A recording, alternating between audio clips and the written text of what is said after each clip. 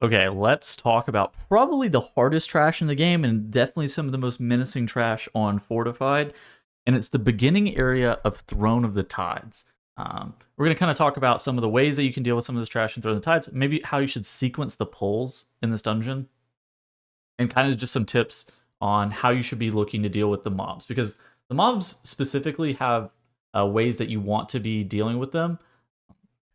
And additionally, there's a spot that you can avoid the vicious Snapdragons, and we will see what that looks like as well. So first off, let's talk about the Ravager. The Ravager is like a mini boss style mob. It's like a pretty large witch-looking lady, and she shoots like poison lines around you. How you want to deal with her is you want to actually fan out in like a circle around her and aim these barrages in different directions. So like you can see here, our group, we have, I guess we have two people in this line, but then we have one person here to make sure that we were trying to minimize the amount of people that are going to be getting hit. And then we actually do a good job of making sure that we're perfectly fanned out right as the acid barrage is coming out. But that's definitely the way that you want to deal with the Ravager. The next mobs that we should probably talk about, I generally would have talked about the Sentinels, but the Sentinels have recently been nerfed. And the Sentinels previously were LOSable in the sense of you could line of sight their Crushing Depths cast, and it wouldn't. It would recast onto people, but it wouldn't put the heal absorb on you. And you really want to make sure that you're popping a defensive if you notice that that heal absorb is on you.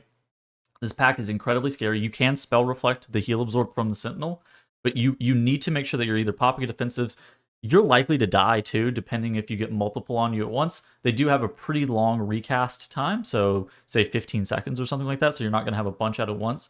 But whenever you double up on this pull, you can be in a lot of trouble. You can still meld it and it will recast, so that's a thing, but really be careful about pulling these mobs just in general, as some people can die. The Oracles have a heal cast, and so obviously these mobs just need to be kicked or CC'd. The healing wave cast is not that difficult to deal with. Just make sure, again, that you kick or CC it. The witches do some group-wide damage, but it's not the craziest amount of group-wide damage or anything. If you have free interrupts, make sure you can throw it at them. And so then let's talk about probably the final mob, and the mob that has definitely farmed people the most, the Vicious Snapdragons. And I actually have a spot for you guys for the Vicious Snapdragons. As you can see, there's this coral area where is next to Commander Ulthok's room, and this is a VOD from Kess. I haven't been able to do this on live at all because I don't go into this dungeon that often, but you can see here, Kess jumps up on the coral, and you don't actually have to be an evoker. You can just jump up on this coral as any class, and then this doesn't let you get run down by the Vicious Snapdragons. This is useful for all members of the party. This isn't just necessarily useful for ranged members. However, ranged people do get the best advantage out of this. If a melee gets fixated by the pursuit, they can also potentially just run up on top of this coral and not allow the Snapdragons to hit them. And so that's definitely something that is possible.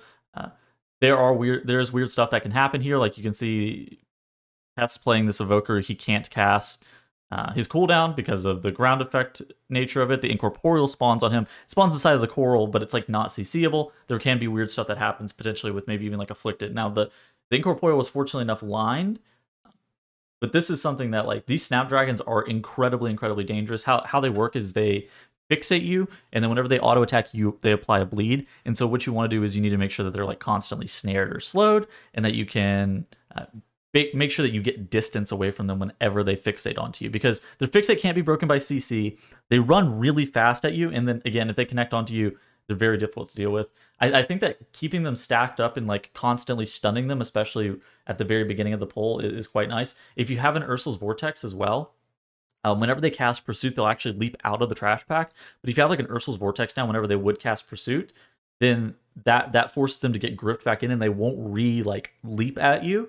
Instead, they'll just like slowly walk at you. And so that's actually a very nice piece of utility. I'm sure that works with other buttons such as like Binding Shot, or if you can Binding Shot, I think, is probably the only other one that's like super useful in that regard to like stop them mid-cast. That's definitely a way of dealing with it, and I think that coral is quite good. I have a suspicion that Blizzard will probably hotfix it because they don't like strategies like this in general. And I mean, you can actually see myself in the Warlock. We start talking about it in this run. We hadn't used it, but we start standing on top of this coral, and we were just like messing around trying to see like what it looks like. But we don't obviously have it with any Snapdragons because we had killed the Snapdragons prior. This actually, doing this strategy with the Snapdragons requires specific sequencing, pull sequencing in this area to try to make sure that you get it done correctly. But the pull sequencing basically revolves around the fact that you like play this first pack with the Ravager, and then you play like the Snapdragons second or third after you end up clearing out some of the trash. But it's like not that big of a deal. It's something that should be pretty common with strategies, assuming that you don't just like YOLO pull the Snapdragons so they don't get body pulled by something. Nothing else. That's all I have for you guys today. I hope you guys all enjoy the video, and I hope to see you guys in the next one. Goodbye.